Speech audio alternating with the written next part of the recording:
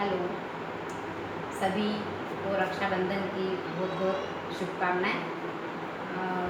आज मैं आपको कक्षा 12वीं विलियन भाग 1 पढ़ाऊंगी, जिसमें हम परिभाषा तथा प्रकार की चर्चा करेंगे। तो आइए विलियन की परिभाषा और प्रकार की चर्चा करें। हम सबसे पहले परिभाषा पे चले हम। तो कल हमने देखा था कि विलियन जो है दो प्रकार के भागों से मिलकर बना है। आपके समझ में अच्छे से आ गया होगा।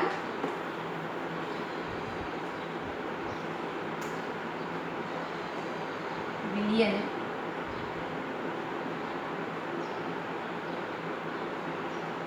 विलायक तथा विलय, ये परिभाषा इसकी पहली हो गई।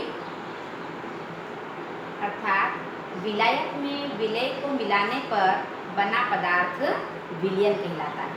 विलायक में विलय को मिलाने पर बना पदार्थ विलियन कहलाता है। विलायक ज़्यादा मात्रा में होता है और विलय कम मात्रा में। या दूसरे शब्दों में ये कह सकते हैं कि विलायक तथा विलय को मिलाने पर जो मिश्रण मिलता है विलियन कहलाता है। या ऐसा कह सकते हैं कि दो या दो से अधिक पदार्थों के समांग मिश्रण को विलियन कहते हैं। दो या दो से अधिक पदार्थों के समांग मिश्रण को विलियन कहते हैं। विलायक की बात करें, विलायक अधिक मात्रा में होता है, ये अधिक मात्रा में होता है, जबकि विलय कम मात्रा में होता है। ये स्वयं घोलक होता है, जबकि विलय घूलक होता है। विलायक विलय को अपने में वितरित कर विलयन बनाता है, जबकि विलायक विलय को अपने अंदर मिश्रित करके विलयन बनाता है। इस प्रकार विलयन हमारे समझ में आ गया होगा। तीन प्रकार से हमने परिभाषा इसकी देख ली कि विलायक तथा विलय से बना पदार्थ विलयन कहलाता है, या किसी विलायक में विलय को मिलाने पर बना मिश्रण विलयन कहलाता है। विलायक अधिक मात्रा में होता है, जबकि विलय कम मात्रा में होता है। विलय घोलक होता है, विलायक जबकि घोलक होता है। विलायक को सार्वत्रिक विलायक कहते हैं। विलायक एक होता है और विलय की मात्रा हम 1, 2, 3 जितनी चाहे इतनी मिला सकते हैं। इसके आधार पे द्विअंगी, त्रिअंगी, चतुष्अंगी तथा बाइनरी, टर्टियरी और क्वाटरनरी विलियन सॉल्यूशन हमको प्राप्त होते हैं। विलियन के परिभाषा के बाद हम प्रकार को देखते हैं। विलियन 3 प्रकार के होते हैं।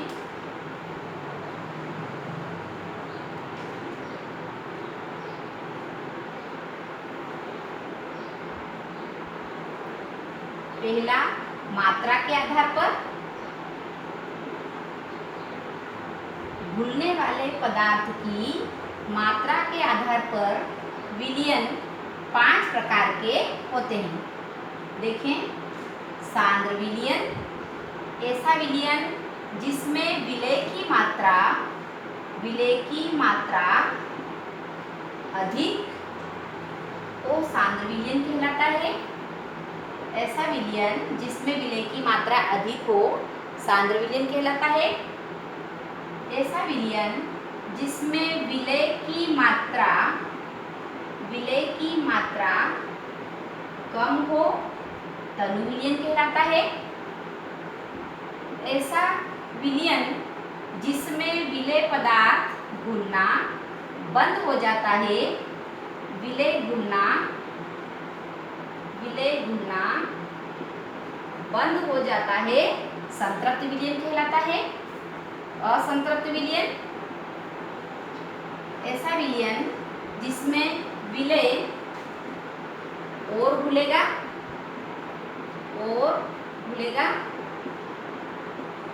असंतृप्त विलियन कहलाता है।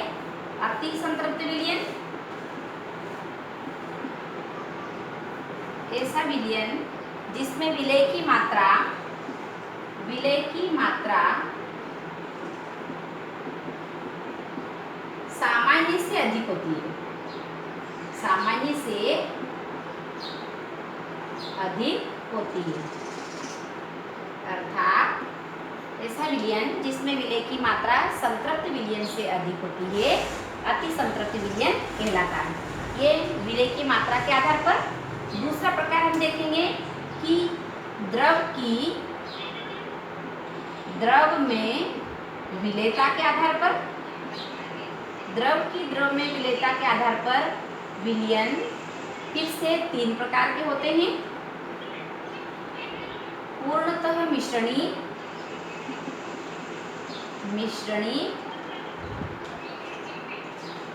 ऐसे दोनों द्रव जिसमें विलेय तथा विलायक दोनों ही द्रव होते हैं और दोनों ही आपस में पूर्णतः घुल जाते हैं, जैसे एथिल अल्कोहल में जल, एसिटिक एसिड में जल, बेंजीन में टॉलिन C6H5CH3, ये दोनों ही द्रव आपस में पूरी तरह से घुल जाते हैं।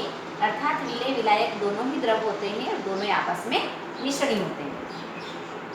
पूर्णतः अमिश्रणी, पूर्णतः अमिश्रणी ऐसे दोनों द्रव जो आपस में बिल्कुल भी नहीं घुलते हैं, जैसे बेंजीन में जल,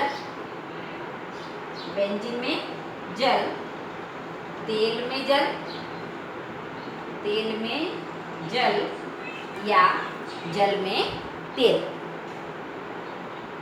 आंशिक मिश्रणी ऐसे दोनों द्रव जो पूरी तरह ना तो पूरी तरह घुलते हैं और न ही पूरी तरह नहीं घुलते, अर्थात थोड़ी सी मात्रा में घुलते हैं। तो इसे ऐसा भी नहीं कह सकते कि पूरे घुल जाते हैं या पूरा नहीं घुलता। आंशिक मिश्रण जैसे कि फिनॉल में जल। ठीक है, इस प्रकार हमने मात्रा के आधार पर विलयन 5 प्रकार और द्रव की द्रव में विलेयता के आधार पर विलयन 3 प्रकार के होते हैं। अब भौतिक अवस्था के आधार पर हम देखें। भौतिक अवस्था के आधार पर अर्थात पदार्थ की 3 अवस्थाएं होती है, ठोस, द्रव, गैस। भौतिक अवस्था के आधार पर पुनः विलेय विलायक दोनों की भौतिक अवस्था के आधार पर विलयन 8 प्रकार के होते हैं। देखिए इसका चार्ट हम आपने नोट कर लिया होगा। ये भौतिक अवस्था में 9 प्रकार याद रखने के लिए हम कुछ इस तरीके से इसको नोट करेंगे। सबसे पहले प्रारंभिक घटक होता है विलायक, सेकेंडरी घटक होता है विलेय, और जब दोनों मिल जाएंगे तो बनेगा विलयन उदाहरण। इसको याद रखने के लिए हम चार्ट इस तरीके से बनाएंगे।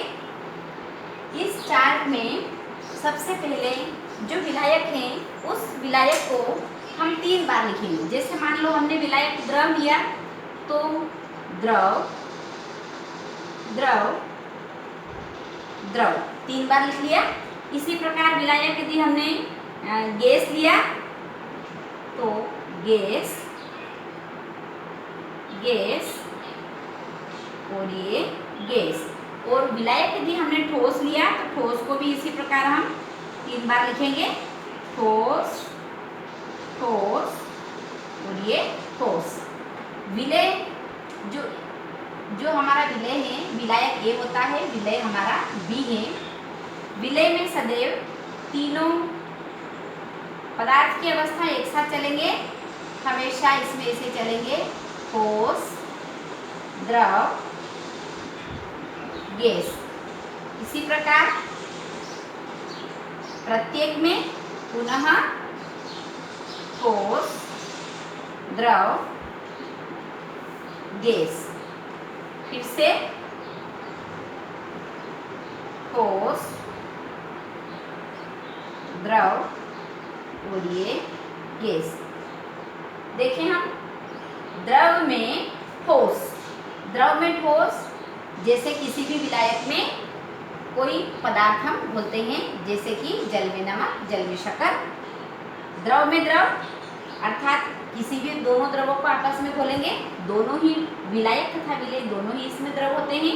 इसी प्रकार द्रव में गैस अर्थात जल में जलवाष्प, गैस में ठोस अर्थात वातावरण में कोहरा या धूल मिट्टी के कण, गैस में ठोस हो गया, गैस में द्रव, गैस के अंदर हम थोड़ा सा वातावरण में पूरी गैस भरी हुई है और हल्की सी मात्रा जलवाष्प की।